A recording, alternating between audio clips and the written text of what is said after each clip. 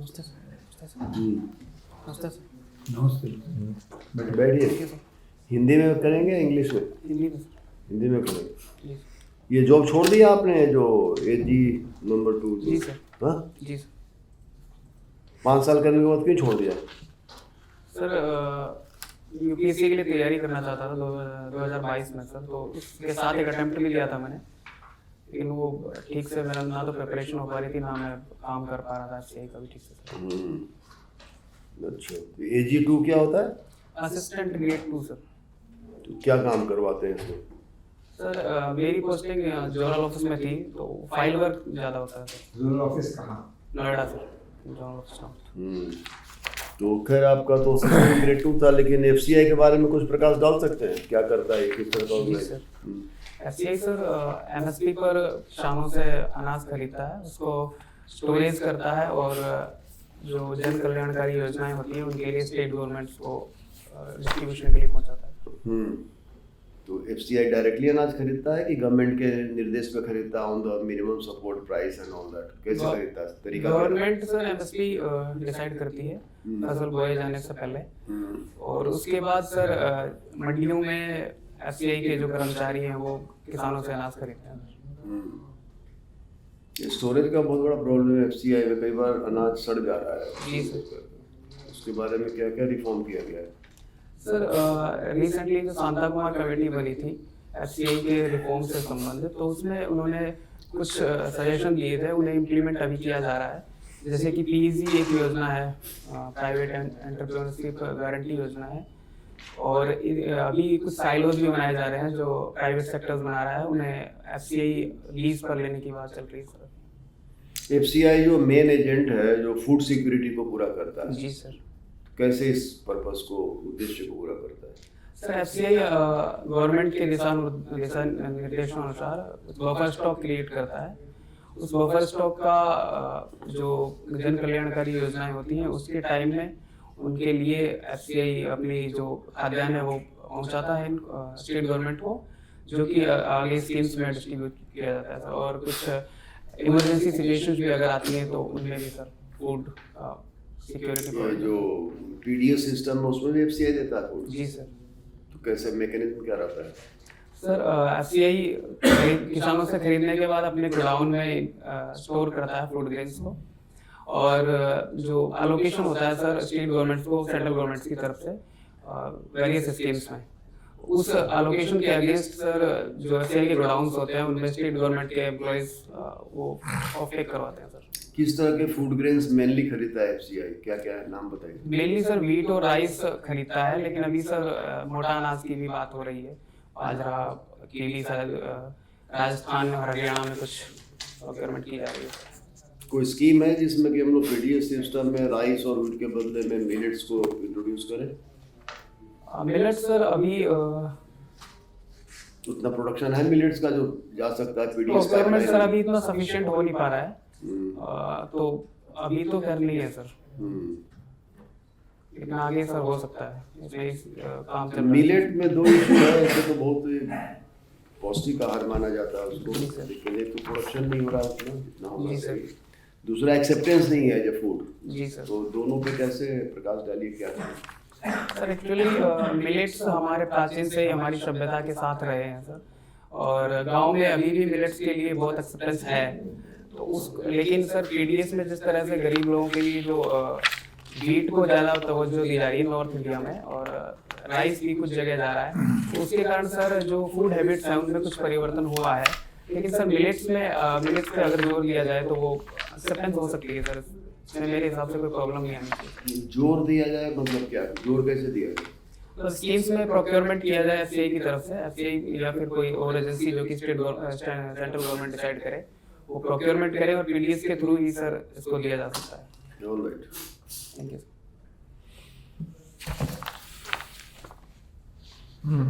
जतिन, आपने पढ़ाई अलवर में की? जी सर। ओके। अलवर काफ़ी सुर्खियों में है, आया था जब जिन्होंने वाटर कंजर्वेशन में बहुत अच्छा काम किया है, क्या है उसके बारे में बताइए मुझे। सर अलवर में एक गांव में जो राजेंद्र सिंह जी हैं, उन्होंने वहाँ अलवर में एक नदी बहती थी, अरवरी नदी जिसको कहते हैं, वो सूख गई थी। तो राजेंद्र सिंह जी ने वहाँ लोगों के साथ मिलकर जन भागीदारी से उस नदी को पुनर्जीवित करने का काम किया है सर। वो बहुत अच्छा स्टेप साबित हुआ है उस एरिया में। क्या बनाते थे वो, किस तरह से उन्होंने वो सर कंजर्व किया? जोहड़ टाइप का बनाते थे। हाँ, जोहड़ टाइप का बनाते थे सर, और उसमें वाटर को कंजर्व जो कितना एरिया होता है जोहड़ का? कम से कम एरिया कितना होना चाहिए सर? ऐसा कोई फिक्स एरिया तो मैं नहीं याद कर पा रहा हूँ। ओके, कोई बात नहीं। आपने इसमें बीएससी किया है नहीं? जी sir. Chemistry, geology, Hindi, English, और आपका ऑप्शनल है जियोग्राफी। ऐसा क्यों? सर 2014 में मैंने बीएससी किया था, उसके बाद सर मेरी एफसीए में जॉब लगी थी, तो रेगुलर मैं नहीं कर पाता साइंस से एमएससी हो गया था, तो इसके लिए मैंने सर एमए जो ज्योग्राफी से किया सर। ओके, ठीक है जी, करस्पॉन्डिंग से। जी सर। ये बताइए, राजस्थान में डिजर्टिफिकेशन जो है जी सर। बहुत बड़ा प्रॉब्लम है, तो उसके रोकने के लिए क्या किया जा सकता है? सर डेजर्टिफिकेशन एक लॉन्ग प्रोसेस है सर, और अरावली इसमें बहुत महत्वपूर्ण भूमिका निभा रहा है कि डेजर्टिफिकेशन को जो ईस्टर्न साइड है राजस्थान का वहाँ पहुँचने नहीं दे रहा। और राजस्थान में सर एक ग्रीन बेल्ट बनाने की भी योजना है, जो एक जो अफ्रीकन कंटिनेंट है वहाँ पर जो बनाई गई थी, उसी के बेस पर एक ग्रीन बेल्ट बनाने की योजना चल रही है। इसके अतिरिक्त कुछ जो CSR फंड का यूज किया जा रहा है ताकि डेजर्टिफिकेशन इस एरिया से जो करंटली है उससे आगे नहीं। आपने राजस्थान के संदर्भ में पैलियो वाटर और फॉसिल वाटर के बारे में सुना है? आप जियोग्राफी के स्टूडेंट भी हैं। सॉरी सुना है? लाठी बेट्स कभी सुना है? लाठी बेट्स? नहीं सॉरी। ओके। राजस्थान के ग्राउंड वाटर में सबसे ज़्यादा कंटामिनेशन किसका है? मैं श्योर नहीं हूँ सर, लेकिन शायद फ्लोराइड का कंटेमिनेशन।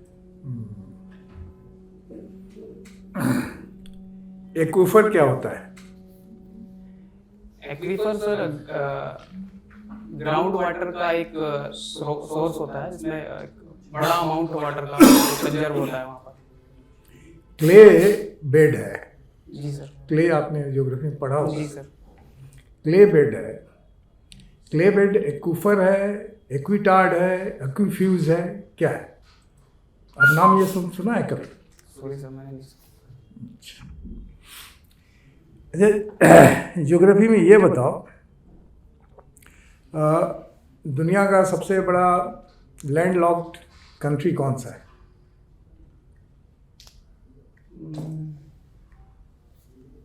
Sorry sir. अच्छा, ये बताओ कि Somnath, why geographically it is mentioned in many books, Somnath, what is so important about it geographically? Sorry sir. Because Somnath, say you start traveling southwards, you will not encounter any land. You will reach straight to South Pole without encountering any land. जी। From Somnath to South Pole. Okay. आपका सबसे favourite subject क्या है? Sir अभी तो currently मैं geography पढ़ रहा हूँ, तो सर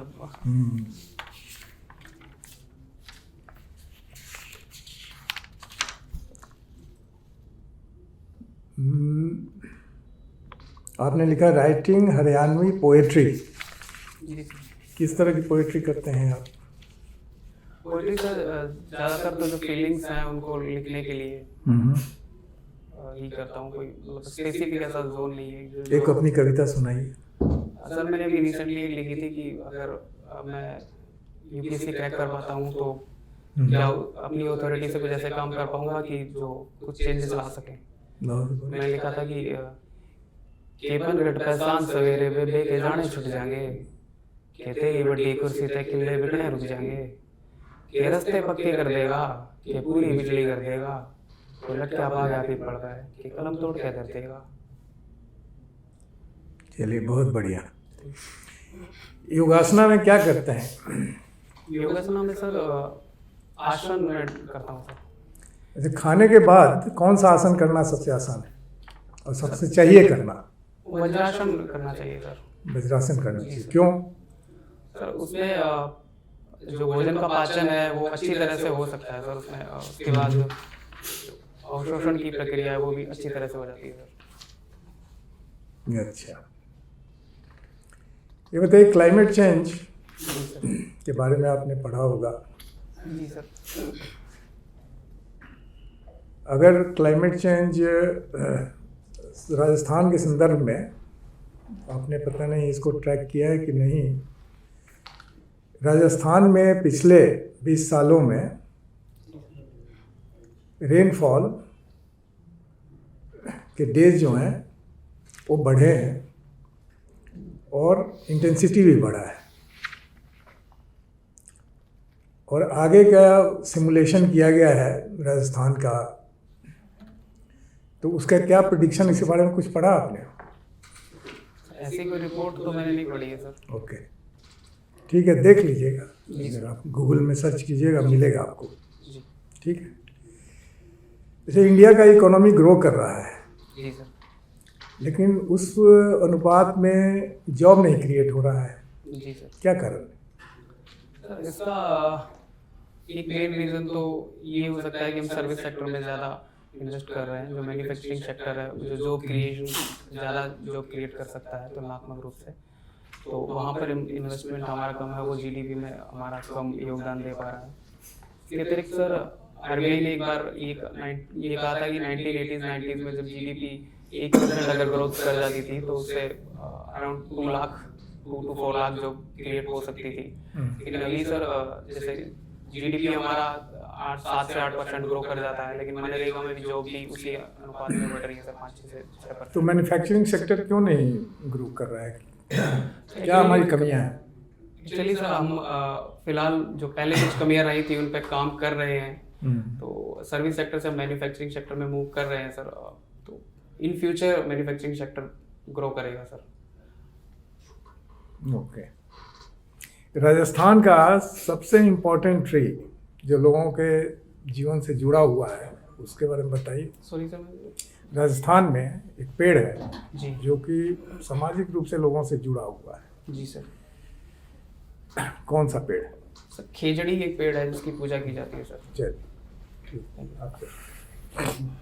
चलो भाई जतिन, तुम्हें इस एफसीआई में काम करते हुए सरकार का थोड़ा अनुभव तो हो ही गया है। जी सर। नहीं तो कैसा वातावरण देखा तुमने?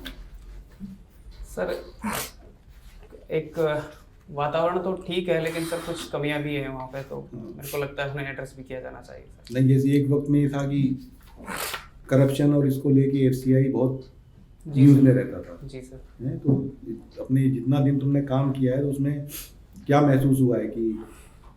सर मेरी जो पोस्टिंग थी जोनल ऑफिस नॉर्थ में थी, तो वहाँ पर सर ऐसा कोई चार्ज था नहीं कि करप्शन का कोई केस बना हो, ऐसा कुछ नहीं था सर वहाँ पर। ये जो करप्शन के चार्जेस हैं सर फील्ड ऑफिस में ज़्यादा लगते हैं, और उनकी जो कंप्लेंट्स होती हैं वो आती भी हैं सर। ये बताइए, आपने ज्योग्राफी भी पढ़ी है, उसके इकोनॉमिक रिलेशन में मोबिलिटी और माइग्रेशन का क्या संबंध है? सर मोबिलिटी से जो होती है वो 2 स्थानों पर आवागमन का एक प्रक्रिया है, उसमें आते हैं और चले जाते हैं। हाँ। लेकिन माइग्रेशन में सर एक जगह से दूसरी जगह पर वहाँ जाकर बहुत सारे, जैसे कि वहाँ के संसाधनों पर इफेक्ट पड़ता है, वहाँ के क्लाइमेट पर इफेक्ट पड़ता है, वहाँ की जो पॉपुलेशन होती है उस पर इफेक्ट पड़ता है सर। और जो रिवर्स माइग्रेशन की बात होती है? रिवर्स माइग्रेशन में सर जिस जगह पर माइग्रेशन हुआ है वहाँ से दोबारा अपने मूल स्थान पर जाने की बात कही जाती है सर। तो ऐसा क्यों होता है कि एक्चुअली में किन परिस्थितियों में रिवर्स माइग्रेशन होता है? एक्चुअली में सर जो माइग्रेटेड लोग हैं पहले से, उनको जो एमिग्रेटेड प्लेस है वहाँ पर कुछ प्रॉब्लम्स आती हैं, जैसे कि उनकी जो सामाजिक समस्याएं हैं वो अपना अवसाद की समस्या हो जाती है कई बार, या फिर इकोनॉमिक बेनिफिट उतने नहीं हो पाते, या क्लाइमेट चेंज से जो फिर पॉल्यूशन वगैरह है सर, उनके कारण वो अपना रिवर्स माइग्रेशन करना पसंद करते हैं, क्योंकि अपने जो मूल जगह है वहाँ पर वो बेटर अपॉर्चुनिटीज देख पाते हैं सर। तो ये जो माइग्रेशन के जो इसका जो सारा जो डेटा होता है, जी सर, कौन उसका संकलन करता है? माइग्रेशन का डेटा इंडिया के संदर्भ में। इंडिया के संदर्भ में सॉरी सर मैं नहीं जानता है। एक इसमें एक टर्म यूज होता है जनरेटिव टाउन्स। जेनरेटिव टाउन, एक जी को सर। कहते हैं कि पैरासिटिक टाउन, जो पैरासाइट है। जी सर। तो उसको समझा सकते हैं क्या फ़र्क है दोनों इन टर्मिनोलॉजी में? मैंने ये सब सुने नहीं है, लेकिन मैं एक गैस कर सकता हूँ सर। चलिए छोड़िए, कोई वो नहीं। अच्छा, अभी ये लक्षद्वीप और इसका ये मालदीव सर। जो प्रकरण आया है जी सर। वो तो इसमें है, तो इसमें इसके संदर्भ में आप ध्यान कर सकते हैं कि ब्लू फ्लैग बीच किसको कहते हैं? जी सर। ब्लू फ्लैग सर एक ऐसे बीच होते हैं जो कि जिनमें स्वच्छता अच्छी होती है। कुछ पैरामीटर्स हैं, सारे पैरामीटर्स तो मैं याद नहीं कर पा रहा हूँ, लेकिन जहाँ पर स्वच्छता अच्छी होती है, जहाँ पर तो ये कौन देता है सर्टिफिकेट? ये सर एक FEE करके एक संस्था है, फुल फॉर्म मैं याद नहीं कर पा रहा हूँ। ओके, जी सर। तो ये भारतीय संस्था है नहीं या? सर, भारतीय नहीं है, आई थिंक स्वीडन की है सर ये। ओके, तो इसको इसके कॉन्टेक्स्ट में लक्षद्वीप में भी कोई ऐसे बीच आइडेंटिफाई हुए हैं? लक्षद्वीप में सर, सही सर, मैं याद नहीं कर। अच्छा, लक्षद्वीप का जो तुलना की जा रही है मालदीव से की जा रही है। जी सर। नहीं, और ये कहा जा रहा है कि लक्षद्वीप को भी उसी तरह से विकसित कर दिया जाएगा। जी सर। तो ये एक संभव है? सर लक्षद्वीप और मालदीव दोनों जो अटोल हैं सर, तो संभावना है कि उनको इस तरह से विकसित किया जा सकता है सर, लक्षद्वीप को। लेकिन सर कुछ प्रॉब्लम्स भी आ सकती हैं, जैसे जो हमारे स्ट्रेटेजिक जो प्रॉब्लम्स है वो आ सकती है सर। नहीं, तो उस तरह का जो मतलब ये कहा जा रहा है कि वहाँ पे टूरिस्ट ही आते हैं, सर्विस सेक्टर का वो सर्विस लेड डेवलपमेंट मॉडल है। जी सर। तो आप कहेंगे कि ऐसा मॉडल एडवाइजेबल है कि जहाँ पे खाली सर्विसेज ही का विकास हो? सर सर्विसेज के विकास के लिए फिर वहाँ पर डिमांड अगर जनरेट करनी है सर, तो एक सप्लाई भी होनी चाहिए। लेकिन क्योंकि अगर सप्लाई नहीं होगी तो सर वो जो हमारा सर्विस सेक्टर जो हम डेवलप कर रहे हैं वो सर फेल वो कर सकता है सर। तो सप्लाई कहाँ से आएगी? सप्लाई सर मेनली तो इंडिया का जो हिंटरलैंड है वहीं से आ सकती है सर। और इसके अतिरिक्त मालदीव से तो ऐसी मालदीव में तो खुद ही वहाँ पर ऐसे बीचेज हैं या फिर ऐसा जो लक्षद्वीप जैसे स्थान है। चलिए, तो आपने फूड में काम किया है, तो फूड प्रोसेसिंग जो इंडस्ट्री है उसकी भी जानकारी है आपको कुछ? जी सर। तो फूड प्रोसेसिंग जो है वो क्यों, उसकी आवश्यकता क्यों पड़ती है? एक्चुअली में जो फूड है वो कई बार ऐसा होता है कि जो जल्दी ख़राब हो जाता है, तो उसके लिए उस फूड को किसी और तरीके से उसमें कन्वर्ट किया जाए तो जो लंबे समय तक चल सके, उसकी सेल्फ लाइफ बढ़ सके सर। इसके लिए फूड प्रोसेसिंग की आवश्यकता होती है। तो उसमें जैसे एगमार्क है, ईनैम है, तो इनका क्या कंट्रीब्यूशन है एग्रीकल्चरल मार्केटिंग में? जी सर। इनाम में सर जो किसान होते हैं वो अपनी फसल को ऑनलाइन अपनी फसल का जो दाम है वो पता कर सकते हैं, और दूरस्थ स्थानों पर भी अपनी जो मंडियां हैं वहाँ पर बेच सकते हैं। एगमार्क के सब बारे में सर मैं थोड़ा सा पता नहीं है सर। और ये जो फूड सेफ्टी स्टैंडर्ड अथॉरिटी है सही सर। वो क्या करती है? वो सर जो पैकेज्ड आइटम्स होते हैं उनके लिए स्टैंडर्ड्स तय करती है सर। और इसका कुछ आइडिया आपको है कि ये कितना, इनका योगदान कितना है हमारी अर्थव्यवस्था में फूड प्रोसेसिंग का? Sorry sir. Thank you. Thank you. Monti जी।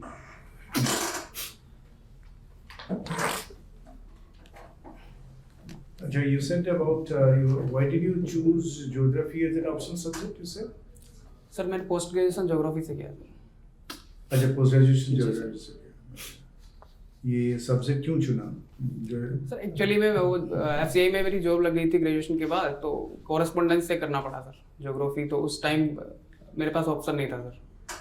ये साइंस में कॉरेस्पॉन्डेंस से होता नहीं है सर वहाँ पे हमारे इधर। तो अच्छा, ज्योग्राफी अवेलेबल था? जी सर, ज्योग्राफी अवेलेबल था और ये साइंस के थोड़ा सा नज़दीक लगा मुझे, तो इसलिए सर। अच्छा, ये बताइए कि वो ये जो जैसे भारत एक देश, उसके जो लोकेशन है उसका क्या ज्योग्राफिकल एडवांटेजेस क्या है और ज्योग्राफिकल कंस्ट्रेंट्स क्या है? सर ज्योग्राफिकल एडवांस में जो इसके एडवांसेस हैं उसमें तो सर जो बारिश की बात कर सकते हैं। जो मानसून है वो इंडिया में गर्मियों के टाइम पे आ जाता है सर। तो जो भारत की कृषि व्यवस्था है वो मानसून पर डिपेंड करती है सर। इसके अतिरिक्त सर जो स्ट्रेटजिक जो इम्पोर्टेंस की बात करें तो जो सी लेन ऑफ कम्युनिकेशन है वो इंडिया के थोड़ा सा पास से गुजरती है, लेकिन उससे हमारी रणनीतिक समस्याएं भी बढ़ती जा रही हैं सर। एक सर जो ये अरब हिंद महासागर में जो इंडिया की लोकेशन है, तो हिंद महासागर का सर अभी प्रभाव जो है या इम्पोर्टेंस जो है वैश्विक लेवल पर वो बढ़ती जा रही है सर। तो इसके कारण इंडिया की जो इम्पोर्टेंस है वो भी सर वैश्विक लेवल पर बढ़ रही है सर। अभी चाइना और इंडिया के बीच में मिलिट्री कॉन्फ्लिक्ट्स का जो सिनेरियो देखते हैं, जी सर। तो नॉट हॉट हुआ बट कुछ मिलिट्री एंगेजमेंट्स होते हैं जो, उसमें क्या आपको लगता है geographically China is in a better advantages position compare to India? Sir Himalaya के नॉर्थ में होने के कारण ज्योग्राफिकल उसका एडवांटेज है, क्योंकि जो इंडियन जो ट्रूप्स होते हैं वो मूव नहीं कर पाते नॉर्थ की साइड में, क्योंकि जो ऊंची चोटियां हैं वहाँ पर, और जो तिब्बत वाला रीजन है उसके कारण भी सर चाइना को थोड़ा सा एडवांटेज मिलता है सर। आपके फादर एज ए हेडमास्टर? जी सर। और किस सब्जेक्ट पढ़ाते हैं? सर एक्चुअली वो सोशल साइंस के हैं सर। Social science. जी सर। एंड वो गवर्नमेंट स्कूल में है? जी सर। तो गवर्नमेंट स्कूल्स के जो लिमिटेशंस ऑफ प्राइमरी एजुकेशन जो है, जी सर। आपको क्या क्लोज क्वार्टर्स से देखते हुए क्या जो जनरल इम्प्रेशन है कि सरकारी स्कूल, प्राइमरी स्कूल में पढ़ाई होती नहीं है और अच्छी पढ़ाई नहीं होती है, जी सर, उसके बारे में आपका क्या कहना है? सर मुझे लगता है कि ये इम्प्रेशन तो है लोगों के बीच में, और लोग शिफ्ट भी कर रहे हैं कि किसी तरह से प्राइवेट स्कूल में पढ़ाया जाए। लेकिन सर एक इसमें ये है कि ये जो इम्प्रेशन है, इसमें राजस्थान में भी कुछ चेंजेस हुए हैं। जैसे कई सारी स्कूल्स को वो मिला के कई सारी स्कूल्स में वो इंग्लिश मीडियम भी स्टार्ट कर रहे हैं। लेकिन सर जो ग्रामीण एरियाज़ हैं वहाँ पर स्कूल्स में बच्चों की संख्या बहुत ज़्यादा कम है सर, और उनकी तुलना में जो टीचर्स हैं वो ज़्यादा हैं सर। तो मतलब जो एक रेशियो होता है 31 का, वो मेंटेन नहीं हो पा रहा है। ये प्रॉब्लम्स हैं sir. Teachers, full time teachers ज़्यादा हैं? हाँ, फुल टाइम टीचर्स भी है, और सर कुछ बीएड के जो लोग होते हैं उनको भी रखा जाता है, और कुछ कॉन्ट्रैक्ट पर भी रखे जाते हैं। ये क्या हरियाणा का सिचुएशन है? राजस्थान का सर। राजस्थान? जी सर। अच्छा। सो ये इसलिए फिर वो कॉस्ट इफेक्टिव नहीं होता है? जी सर। एक्चुअली में सर ये पहले राजस्थान में एक स्कीम चलती थी, पैरा टीचर्स लगाए जाते थे, लेकिन जब सरकारें चेंज होती हैं तो उस टाइम पे सर उन्हीं को परमानेंट कर दिया जाता है सर। तो ये भी प्रॉब्लम आती है कि जो पैरा टीचर्स हैं उनका कोई एग्ज़ाम्स भी नहीं होते उनके, वो एक नॉर्मल बेस पर लगा दिए जाते हैं, और फिर उन्हीं को परमानेंट कर दिया जाता है सर। सो ये सिनेरियो अगर हमको सरकारी प्राइमरी एजुकेशन को इम्प्रूव करना है, what changes you would suggest? मुझे लगता है सर कि इसमें एक जो प्राइमरी स्कूल जिस जगह पे है उस गांव का बहुत बड़ा योगदान हो सकता है। कि एक तो जो गांव के सरपंच होते हैं वो एक बेटर रोल प्ले कर सकते हैं उसमें, उनका इंस्पेक्शन वगैरह करके उनमें जन भागीदारी को बढ़ाकर, या दूसरा सर एक एसएचजी जो होते हैं सेल्फ हेल्प ग्रुप, महिलाओं की भागीदारी भी बढ़ाई जा सकती है। और उसमें जो एमडीएम स्कीम है सर जो स्कूल्स में चलाई जाती है, वहाँ पर भी जो एसएचजी है उनका योगदान हो सकता है सर, तो इसमें बेटरमेंट हो सकता है। आपने फूड कॉर्पोरेशन ऑफ इंडिया में काम किया, तो फूड कॉर्पोरेशन ऑफ इंडिया की जो मैनेजमेंट में क्या रोल सेंट्रल गवर्नमेंट का होता है, क्या रोल स्टेट गवर्नमेंट का होता है? मैनेजमेंट में सर जो एफसीआई के सीएमडी होते हैं और जो सारे जोन्स के ईडी होते हैं, मेनली जो आईएएस आईपीएस कैडर के होते हैं वो सेंट्रल गवर्नमेंट डिसाइड करती है। इसके अतिरिक्त सर जो जनरल मैनेजर तक जो पद होते हैं उनमें एफसीआई के इंटरनल अधिकारी होते हैं, लेकिन कुछ रीजन्स जैसे कि पंजाब है वहाँ पर जीएम पंजाब जो होते हैं वो आईपीएस होते हैं mainly sir. And state government के एम्प्लॉयज भी हैंडल करते हैं? स्टेट गवर्नमेंट के सर एफसीआई के जो स्टोरेज वगैरह का जो काम होता है एफसीआई का, उसमें कोई रोल नहीं होता है सर, लेकिन जो उनकी डिलीवरी लेनी होती है फूड ग्रेन्स का, तो वहाँ पर स्टेट गवर्नमेंट्स का काम होता है सर। अभी जो फ्री रेशन दिया जा रहा है, जी sir, apart from the normal supply, जो स्पेशल रेशन प्राइम मिनिस्टर की इनिशिएटिव से जो दिया जा रहा है, तो क्या लगता है जो एक अल्टरनेटिव आइडिया है कि दिस गवर्नमेंट ने भी जो डायरेक्ट बेनिफिट ट्रांसफर किया है, so instead of giving ration order equivalent amount को डायरेक्ट बेनिफिट ट्रांसफर में उनके बैंक अकाउंट में ट्रांसफर किया जाए, विल दैट बी बेटर? मुझे लगता है सर कि ये फूड ग्रेन्स जो दिए जा रहे हैं लोगों को, यही बेटर है, क्योंकि इक्विवेलेंट अमाउंट देने से जो फूड ग्रेन्स का एक्चुअली में जो प्राइस होता है वो 3 रुपये, 2 रुपये, 1 रुपये होता है चावल, गेहूं और बाजरा के, तो वो डीबीटी में अगर दिया जाता है तो वो सफिशिएंट नहीं रहेगा सर। और फूड ग्रेन्स अगर डायरेक्टली प्रोवाइड करते हैं तो एक तो किसानों की हेल्प भी हो जाएगी सर इससे, और दूसरा सर फूड ग्रेन्स अगर डायरेक्ट पहुंचते हैं तो फूड सिक्योरिटी भी सर स्टेबलाइज होती है। इंडिया का एग्रीकल्चरल सिचुएशन को इम्प्रूव करने के लिए सरकार ने जो लॉ लाए थे, एग्रीकल्चर लॉ लाए जी थे, सर। जिसको रिफॉर्म्स के लिए जिसको फार्मर्स ने अपोज किया, जी सर। तो सरकार को फिर उसको वापस लेना पड़ा। जी सर। तो आपके हिसाब से क्या वो लॉज अगर आता है, certain to some extent corporatization of agriculture होता है, तो हमारा जो आर्गुमेंट है कि हमारा प्रोडक्टिविटी बढ़ेगा, so that will be in the larger interest of our nations agriculture. इस आर्गुमेंट को आप कितना दूर तक जस्टिफाइड मानते हैं? मुझे लगता है कि जो फार्म लॉज लाए गए थे वो फार्मर्स के बेनिफिट के लिए, और जो गवर्नमेंट ने ये कहा था कि वर्तमान गवर्नमेंट ने कि हम किसानों की आय डबल कर देंगे, तो उसके लिए वो लाए गए थे, लेकिन किसी कारण से जो आपस में समझ नहीं बन पाई, उसके कारण से उन्हें वापस लेना पड़ा। लेकिन अगर ये लाए जाते हैं आपस में बातचीत करके किसान नेताओं से या फिर जो किसान संगठन है उनसे बात करके, अगर ये इम्प्लीमेंट कराए जाते हैं तो मुझे लगता है कि जो एग्रीकल्चर है उसमें किसानों की इनकम भी दुगनी होगी और किसानों के पास ऑप्शंस भी रहेंगे कि वो अपनी फसल का एक अच्छा मूल्य ले सकें सर।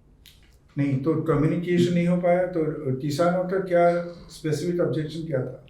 किसान सर कुछ ऑब्जेक्शन थे, जैसे कि पहला उनको ये था कि भाई एमएसपी का हमें राइटिंग में चाहिए कि एमएसपी खत्म नहीं होगा, और दूसरा सर एक प्रॉब्लम्स उनकी ये भी थी कि जो अगर ग्रीवांस कुछ होता है किसानों का, तो उसमें सर जो जुडिशरी थी उसका इन्वॉल्वमेंट नहीं था उसमें। जो एसडीएम लेवल के अधिकारी थे वो इसमें इन्वॉल्व थे सर, कि ग्रीवांस एसडीएम लेवल के अधिकारी करेंगे। तो एमएसपी को अगर स्टैट्यूटरी बनाना क्या ठीक सही बात नहीं है? सर एमएसपी को स्टैट्यूटरी बनाना किसानों के हित में होगा, लेकिन सर इससे मुझे लगता है कि ये डब्ल्यूटीओ में एक मुद्दा बन सकता है सर, कि भारत एमएसपी जो किसानों को सब्सिडी दे रहा है, और एक हालांकि अभी सर सब्सिडी पर इतनी बात हो नहीं रही है डब्ल्यूटीओ में, लेकिन सर एक लॉन्ग टर्म में डब्ल्यूटीओ में भारत पीछे रह सकता है। क्या वही कारण था जो भारत सरकार ने उसको मानने के लिए तैयार नहीं हुई? सर एक कारण हो सकता है सर ये भी। जो one nation one ration card जो है, जी सर। वो अभी इम्प्लीमेंट हो रहा है? जी सर। एंड हाउ सक्सेसफुली, जिसमें बायोमेट्रिक का जो जी इशूज आ सर। रहे जी हैं, सर। तो उसको रिजॉल्व करने के लिए सरकार ने क्या काम किया है? सर एक्चुअली में जो one nation one ration card है उसमें माइग्रेंट वर्कर्स जो होते हैं उनको फूड ग्रेन्स प्रोवाइड कराने के लिए बात की जा रही है, और सॉरी सर मैं ठीक से पता। अच्छा बताइए, अभी जो मालदीव्स में सरकार इंडियन गवर्नमेंट को अपने मिलिट्री पर्सनल को हटाने के लिए कह रहे हैं। जी sir. They are a security threat to us. ये परसेप्शन क्यों ग्रो किया है? सर एक्चुअली में ये परसेप्शन जो मालदीवियन गवर्नमेंट है, जो इससे पहले मालदीवियन गवर्नमेंट थी, उन्होंने ही एक इंडिया से रिक्वेस्ट किया था कि जो वहाँ के लोग हैं उनको, वहाँ की जो आर्मी वगैरह हैं उनको एक ट्रेनिंग दी जाए इंडिया की तरफ से। तो भारत के बहुत कम सैनिक हैं वहाँ पर जो ये काम करते हैं, ट्रेनिंग देते हैं मालदीवियन गवर्नमेंट को। ये परसेप्शन सर इसलिए बेस्ड है कि क्योंकि मालदीवियन गवर्नमेंट की जो वर्तमान सरकार है उनकी चाइना से एक जो मैं कहूँ कि समझ है या फिर उनके मध्य जो बातचीत है वो बढ़ती जा रही है, और इंडिया को मालदीव एक ऐसे बिग ब्रदर की तरह देखने लगा है कि ये हमारे जो इंटरनल मैटर्स हैं उनमें दखल अंदाजी कर रहा है सर, इसलिए ये प्रॉब्लम आई है। ये एक चीज इसमें और जो किसानों की आय दुगनी करने की बात होती है, जी सर। उसका कोई मापदंड है? वो कैसे नापी जाएगी कि किसान की आय दुगनी हो गई है? सर जैसे एससीआई में आप रहे जी हो, सर। उनसे संपर्क रहा है आपका, जी सर। ऐसा कोई बेस है कि जिसमें कह सकें कि कितनी बड़ी है आय? सर एक्चुअली में ये बेस मैं कंफर्म नहीं हूँ, लेकिन ये बेस हो सकता है कि एमएसपी जिस रेट पर हम दे रहे हैं तो वो बेस हो सकता है सर, लेकिन मैं कंफर्म एमएसपी सबको तो नहीं मिलेगा। नहीं। ठीक है। जी सर। ये एफसीआई कब एस्टेब्लिश हुआ? फिर ये FCI एक्ट 1964 के अनुसार 1965 में एस्टेब्लिश हुआ था सर। अच्छा, और कितनी जोन्स हैं आपकी? सर 5 जोन्स हैं सर। कौन कहाँ कहाँ? एक नॉर्थ जोन है नोएडा में, और वेस्ट जोन है मुंबई में, एक south zone I think Chennai में है सर, और ईस्ट जोन एक कोलकाता में है, और 4 ही जोन है सर। 5 नॉर्थ ईस्ट गुवाहाटी में। हाँ, नॉर्थ ईस्ट गुवाहाटी में सर। ये किस मंत्रालय में आता है एफसीआई? सर ये मिनिस्ट्री ऑफ कंज्यूमर अफेयर्स में आता है, फूड एंड पब्लिक डिस्ट्रीब्यूशन। अभी आपके चेयरमैन कौन है? सर CMD अशोक के मीणा सर हैं। एक कमेटी बनी थी सुप्रीम कोर्ट की, आपने सुना विराज पटनायक कमेटी? तो सुप्रीम कोर्ट ने कहा था कि मॉनिटर कीजिए फूड की अवेलेबिलिटी को, फूड की सिक्योरिटी के बारे में, बहुत फेमस कमेटी है। ठीक है, अब आपके गांव पे आते हैं, कैसे प्रोनाउंस करते हैं? बहरोज? बेहरोज करते हैं सर, BEHROZ बेहरोज। जी सर। बहरोज में आपके यहाँ 2 इश्यूज में ले रहा हूँ। जी सर। फीमेल बेटियों के बारे में चाइल्ड सर। सेक्स रेशियो क्या है, और वहाँ पे साक्षरता क्या है? एक्यूरेट डेटा तो सर सर जो फीमेल सेक्स रेशियो है उसमें फीटिसाइड की प्रॉब्लम हमारे गांव में नहीं है सर, और मुझे लगता है कि ये 950-960 के आसपास होना चाहिए सर। और जो साक्षरता दर है उसमें भी कोई ऐसा इश्यू नहीं है, जो बेटियां हैं वो भी बराबर स्कूल जाती हैं, गांव में ही स्कूल है सर, तो कोई प्रॉब्लम 12th तक स्कूल है, कोई प्रॉब्लम है नहीं सर। तो इसके कारण जो साक्षरता दर है वो भी अच्छी खासी है सर। नहीं, साक्षरता दर 66% कम है, स्टेट से भी नीचे गिरी हुई है। मैं अपने गांव की बात हम कर रहा गाँव हूँ। की जी सर। मैं भी गाँव की जी सर। बता रहा हूँ। और जो चाइल्ड सेक्स रेशियो 773, दोनों में कमी है। चलिए कोई बात नहीं है। अब आप बताइए, आप राजस्थान की में आपका अपने को सिलेक्शन हुआ, आपका सब कुछ, आपको राजस्थान का ऑर्डर मिल गया, आपने 3 प्रायोरिटी एरियाज बताइए जिन पे क्या जो मेन मुद्दे होंगे जिनको कि आपने। सर राजस्थान में एक सबसे बड़ी प्रॉब्लम जो है वो ग्राउंड वाटर डिप्लीट होता जा रहा है, और उसमें कंटामिनेशन की प्रॉब्लम बहुत ज़्यादा है। मैं चाहूँगा कि मैं पेयजल पे सबसे पहले काम करूँ। दूसरा सर, एक जो IQ एयर का इंडेक्स आया था उसमें सबसे जो टॉप पर एरिया था वो राजस्थान का भिवाड़ी था सर। तो मैं चाहूँगा कि मैं पॉल्यूशन को कम करने के लिए कुछ कर पाऊँ। और तीसरा सर, मैं स्किल डेवलपमेंट पे काम करना चाहूँगा सर। हेल्थ, एजुकेशन सर अगर 3 मैंने आपने जी सर। किए थे, आपने प्रायोरिटी एरियाज गिना दिए। आप अपने इकोनॉमिक आर्थिक उत्थान के लिए अलवर के लिए में आप क्या करेंगे? मैं बोला दूध बहुत होता है दूध? जी सर। बताइए क्या करेंगे आर्थिक उत्थान के लिए सर केले एक का आर्थिक उत्थान? जी सर, जो अलवर है सर वो अरावली की पहाड़ियों के बीच में है, तो वहाँ पर जो मिनरल्स हैं, कॉपर है, जैसे ये सब मिनरल्स मिलते हैं तो उनका, लेकिन सर जो इलीगल माइनिंग होती है वो उसमें प्रॉब्लम है सर, वो ज़्यादा होती है। तो इलीगल माइनिंग को रोककर और जो लीगल तरीके से उनका ऑप्शन किया जाए। जी सर। दूसरा सर, जो पर्यटन है अलवर के, वो पर्यटन अच्छा खासा है अलवर में, उनको प्रमोट करने की ज़रूरत है सर। 1-2 जगह बताइए सर। एक तो जैसे भरतृहरि का मंदिर है, वो फेमस मंदिर है सर। दूसरा सर, एक सरिस्का नेशनल पार्क है सर। नेक्स्ट बताइए तीसरा सर, इंडस्ट्रीज भी अलवर में हैं, जैसे जापानी जोन है नीमराना में, और भिवाड़ी में भी बहुत सारी इंडस्ट्रीज हैं, उनको प्रमोट करने की ज़रूरत है सर। Thank you. हॉबी में क्या क्या लिखा आपने? सर एक राइटिंग, हरियाणवी पोइट्री। हरियाणवी राजस्थान के हो तो हरियाणवी क्यों लिखते हो, राजस्थानी क्यों लिखते हो? एक्चुअली में जो बॉर्डर है सर, हमारा जो डिस्ट्रिक्ट है अलवर, वो हरियाणा राजस्थान का बॉर्डर है सर। तो हमारा टच जो है वो बोली का शुरू से हरियाणवी टच में रहा है सर। हरियाणवी टच रहा। चलो, वेल जस्टिफाइड। मदर हरियाणा की। क्या पोएट्री लिखते हो, कोई थीम रहता है कि ऐसे ही लिखते हो? ये क्वेश्चन हो चुका है। दूसरी सुना दो। Oh I was soon out. Oh there I am repeating. अरे सुन लीजिए दूसरी। नहीं, ठीक है। अच्छा करता है। दूसरी सुनाएगा, उसमें क्या है? 2 लाइन सुनाओ। पढ़ा के सुनाओ। दूसरी सुनानी हाँ, और क्या?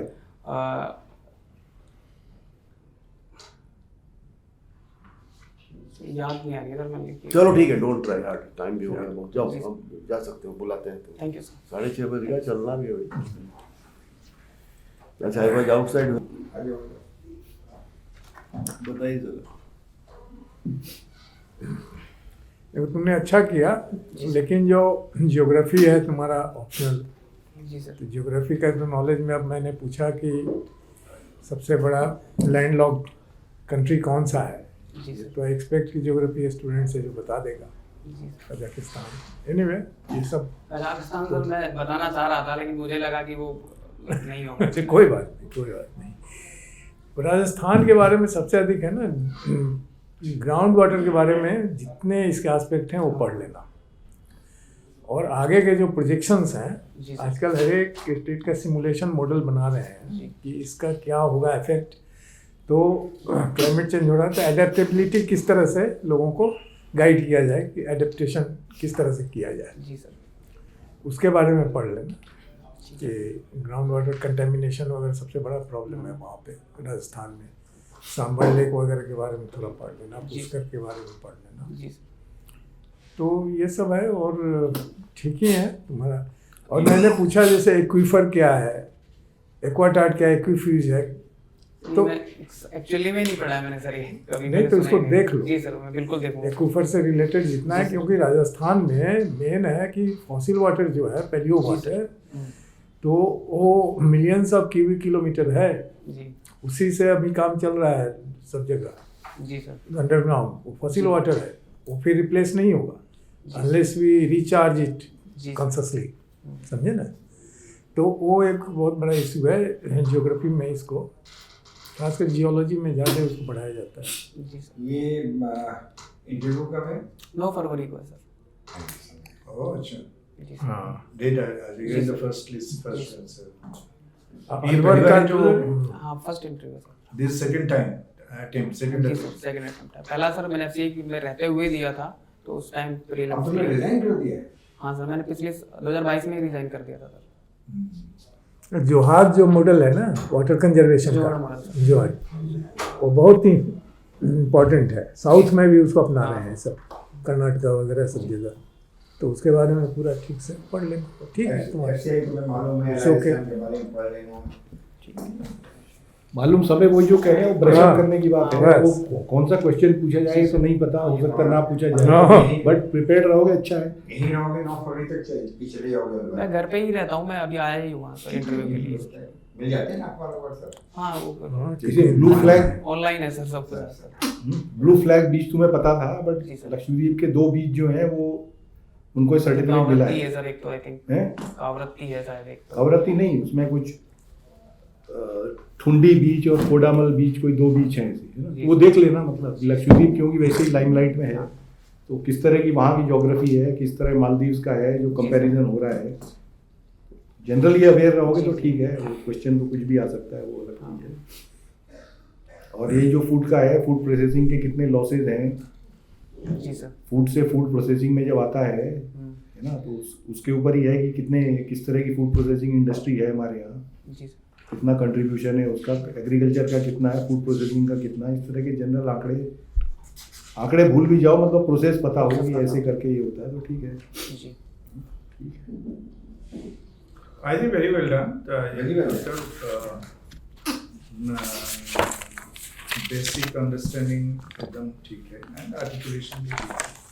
I'm sure you'll make it. ठीक है. Thank you sir. Okay, all the best.